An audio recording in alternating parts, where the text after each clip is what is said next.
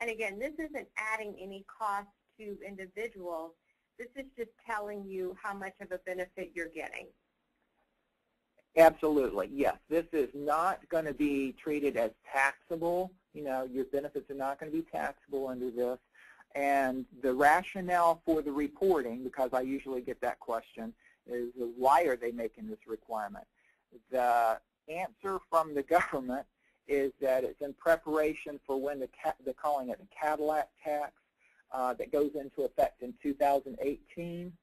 But this is where, as an employer, if you offer benefits that exceed a certain amount of value, a premium, then you as an employer are going to be subject to a 40% excise tax. So that's the Cadillac tax. That's the Cadillac tax. Okay. And I don't want to get into specifics because that's 2018. That's a long way away. And as we know, there's been changes in the political area, so we expect some major changes. So the message there is stay tuned.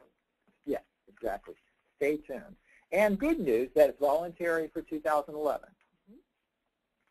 Now, what you may not have heard is that there are new taxes, we're on slide 19, that are going to be subject to pharmaceutical companies, research and development, medical devices, and even additional taxes on premiums to insurance companies. And that goes into effect when? Well, that's going into effect in different years from 2011 to 2014. But, you know, what we heard from the very beginning with healthcare reform, I think, is no taxes. There will be no additional taxes. But, Gina, you know, if there's taxes on these things that are being used by consumers, I would think that those costs, additional costs, are going to have to be related onto the consumer. Well, that's usually the way it works. It passes through, so I think we can expect premiums to go up because of some of these provisions as they kick in.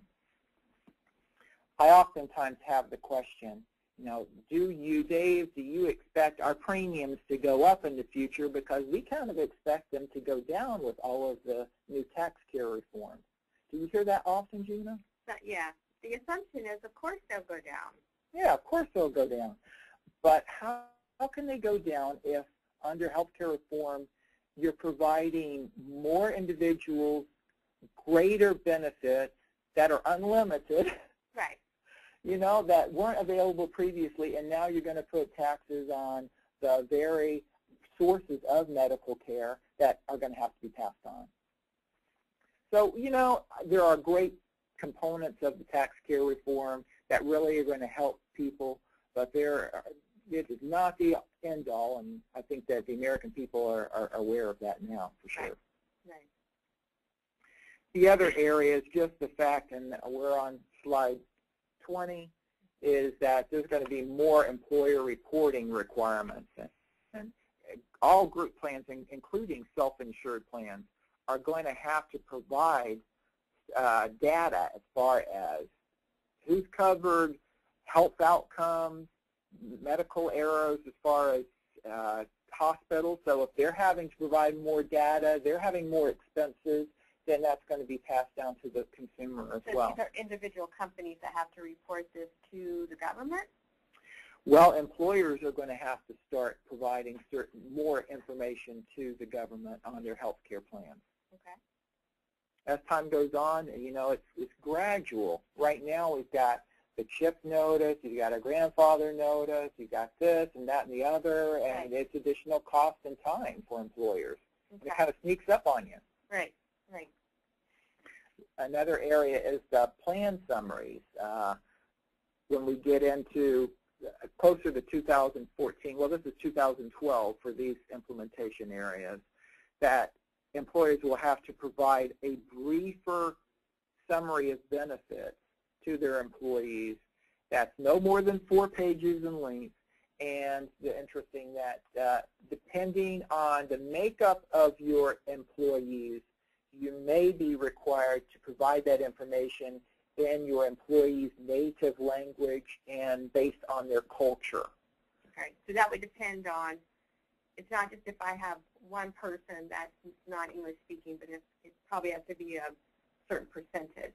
Yes, and that's being defined now as well as percentage of employees that fall under different language or cultural classifications. Okay.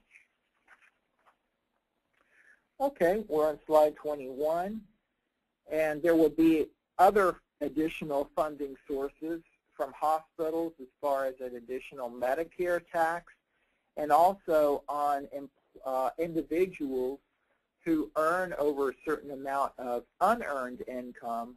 They're going to have to pay some taxes into additional Medicare taxes.